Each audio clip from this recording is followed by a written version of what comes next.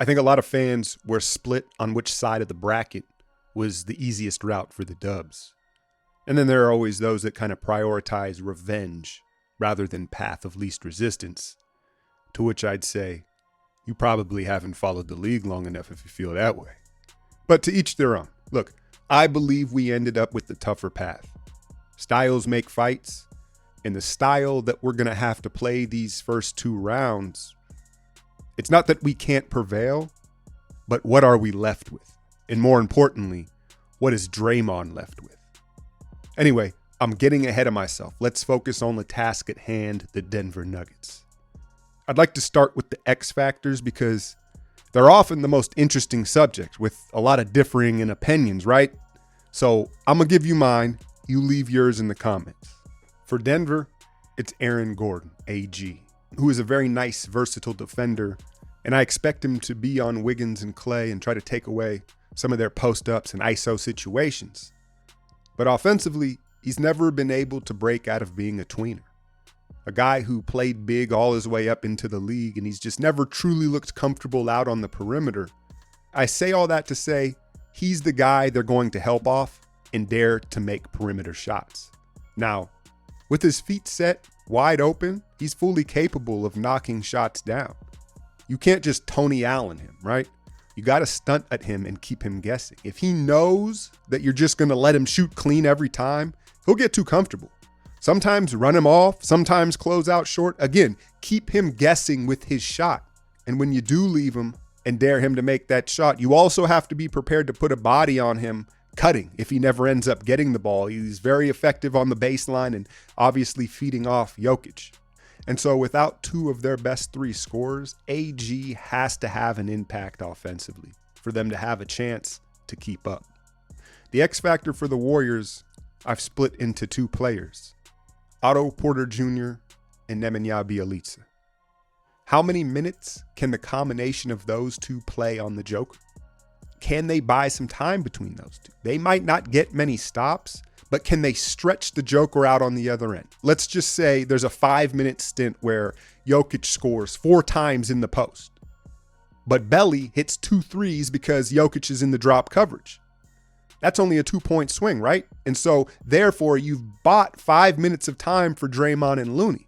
So if Otto and Belly can play well in this series, not only does it just help them immediately in winning the series, but I think it's just going to bode very well for the long-term chances of this team making it all the way through the West, not straining Draymond and Looney too much. Now on to the back-to-back MVP himself, Jokic. There's 2 back-to-back MVPs in this series, and we'll get to that here in a second. It's interesting, though, because I think there's a contrast in opinion amongst the fan bases.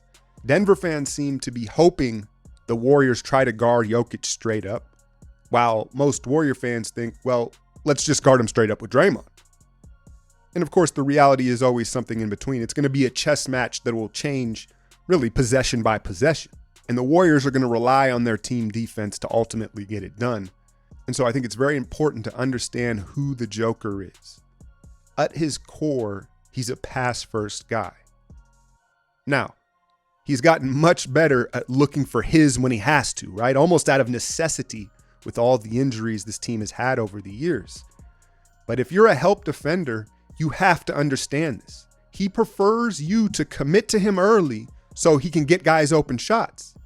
It's almost like the opposite of Embiid, where Joel is waiting for the help to leave so he can score. Jokic is waiting for the help to commit so he can pass. But listen, he's not the back-to-back MVP for nothing. He's super crafty with it, right? And he manipulates the help defense from the post probably better than anyone we've ever seen. You almost have to assume wherever he's looking, the ball's going to go somewhere else. He uses his eyes so well. That's such a hard habit to break, not following the eyes. As for the ones tasked with actually guarding him, he's like an elite jiu-jitsu practitioner. He feels so heavy on you because he's always loose, right? He makes you carry his weight and he just rolls off of you. You can't try to muscle him around. That'd be a mistake. You have to stay loose like he is and stay attached to him. Suck up the space and roll with him. Much easier said than done. I get it.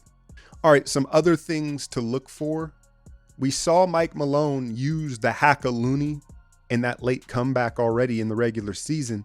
So I think we can all expect to see it again on Draymond or Wiggins.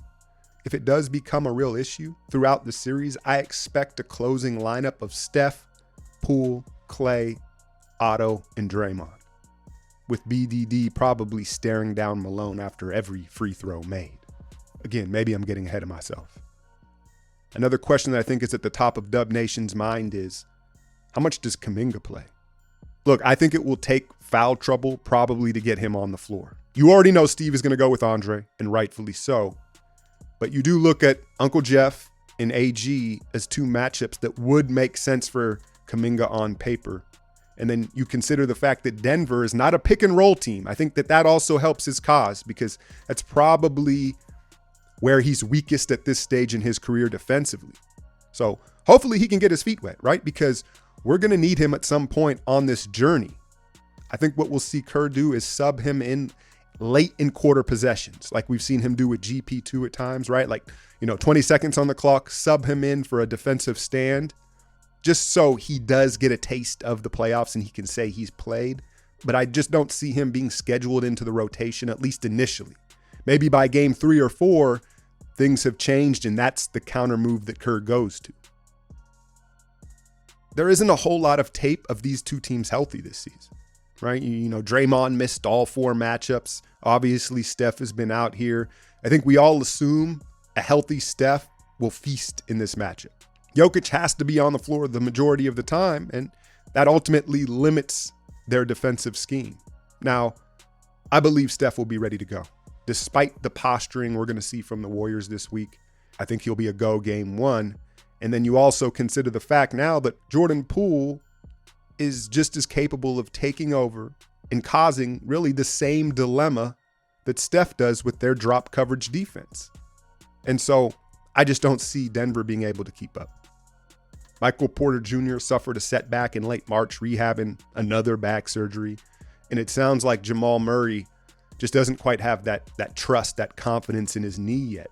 Otherwise, this would probably be the most intriguing first round matchup in all of the playoffs. Instead, there's just too much on Joker's shoulders, right? And I like Bones Highland, microwave, who he ain't going to be scared at the moment. I think we can all see that in him. And Morris is tough. He's solid, but he's nothing more than that, right? He's not going to take over a game. I just don't think Denver will be able to find a consistent second scorer throughout the series. Warriors in 6. I know I haven't been on the YouTube as much lately, but if you like my content, you want my takes more often, please consider supporting me on my Patreon. It's different than most content creators because a lot of people kind of provide limited extra stuff or quote bonus stuff. My Patreon is giving you the heart of all my content.